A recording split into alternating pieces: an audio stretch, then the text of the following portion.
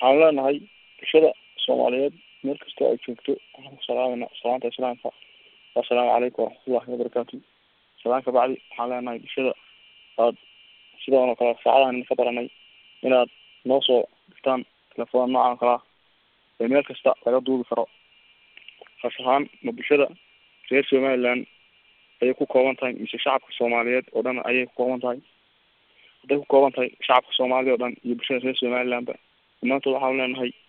nabadgelyada iskaashiga dadka Soomaaliyeed waa inay ugu kaashanaan idinka khaas ahaan shaqadii reer Somaliland aan ku horeeyo gobolada reer galbeed ma dhici karto mana jiri karto laba dawladood oo ah midis oo Soomaaliya oo la aqoonsan karaa ninka waxa laga aqoonsan yahay amcaanka hadda wixii laga bilaabo maamul goboleed wax banaan aad yaana goboleeda 12 sano